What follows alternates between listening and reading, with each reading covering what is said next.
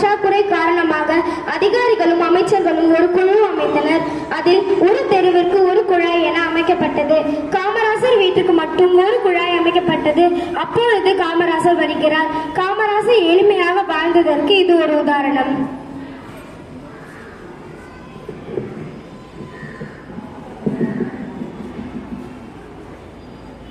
என்னது, நான் ஊருக்கு போனதுக்கு அப்புறம் இந்த இடமே மாறி இருக்கு. யார் இந்த மாவட்டத்தோட அமைச்சர்? ஆமா, நீங்க என்னென்ன நலத்திட்டம் எல்லாம் பண்ணிருக்கீங்க, வாங்க பார்க்கலாம்.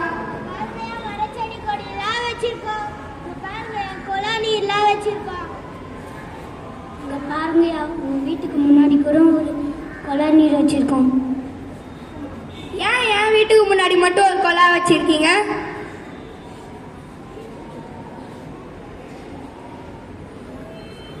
தமிழகமே தண்ணீர் பஞ்சத்துல இருக்குதுயா. அம்மா கஷ்டப்படுவாங்களே, அதனாலதான் நாங்க வச்சோம். ஏன் அம்மா போய் தெரு பைப்ல பிடிக்க மாட்டாங்களா? அம்மாவுக்கு வயசாயிடுச்சு இல்லையா, அதான் வச்சோம். ஏன் எல்லா வீட்லயும் தான் பெரியவங்க இருக்காங்க, அவங்களாம் போய் தெரு பைப்ல தானே பிடிக்கிறாங்க. முதலமைச்சர் தானே, அதான் நாங்க வச்சோம். ஏன் முதலமைச்சர்னா எல்லாருமே சமம் தான். ஒண்ணு வச்சா எல்லார் வீட்லயும் வைங்க, இல்லன்னா என் வீட்டுல இருக்கிறதையும் எடுங்க.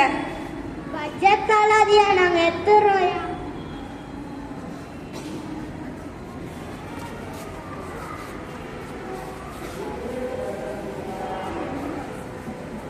காட்சி 2. காமராசர் காரில் செல்லும் போது சாலையில் ஒரு சிறுவன் விளையாடிக் கொண்டிருந்தார். அவனுடன் காமராசர் உரையாடுகிறார்.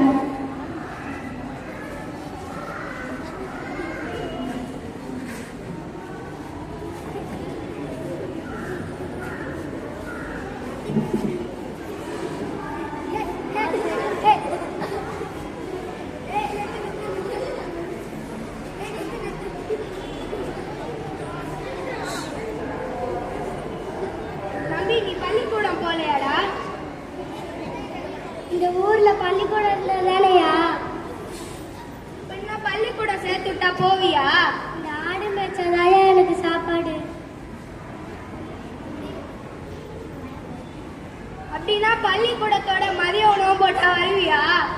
கண்டிப்பா வருவையா. நான் மட்டும் இல்லை, என் நண்பர்களையும் கூட்டிட்டு வருவையா. சீக்கிரமா தயாராரு. அப்புறம் ஃப்ரெண்ட்ஸுங்க கிட்ட சொல்லி வை, சீக்கிரமா தயாராக. சரிங்கய்யா.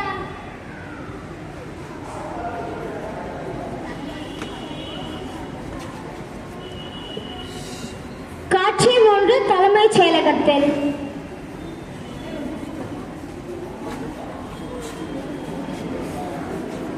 கல்வி ரொம்ப முக்கியமானதுதான், ஆனால் நிறைய ஊர்ல பள்ளிக்கூடமே இல்ல.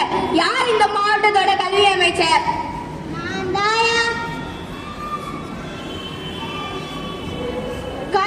பள்ளிக்கூடம் கட்டினாலும் மாணவர்கள் யாருமே வரமாட்டாங்கயா. அப்படி என்ன பண்ணா மாணவர்கள்லாம் வருவாங்க?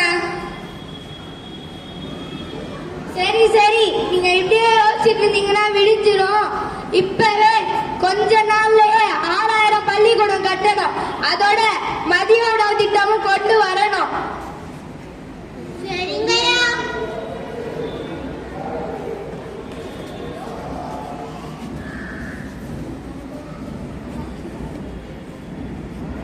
காட்சி 4. சில மாதங்களுக்கு பிறகு.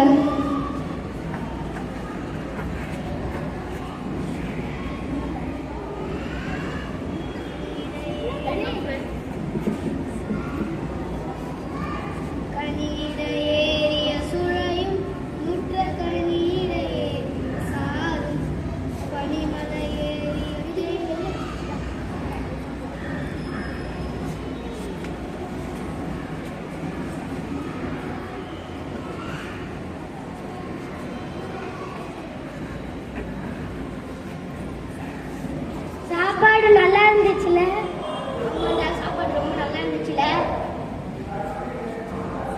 நம்ம நல்லா இப்ப சாப்பிட்டு படிக்கிறதுக்குலாம் காரணம் நம்ம காமராஜர் தான்டா. அவருக்கு தான்டா நம்ம நன்றி சொல்லணும். அவருக்கே நன்றிடா. நாங்க நல்லா நான் படிச்சு இன்னும் முன்னேறுவோம். அப்ப நீங்க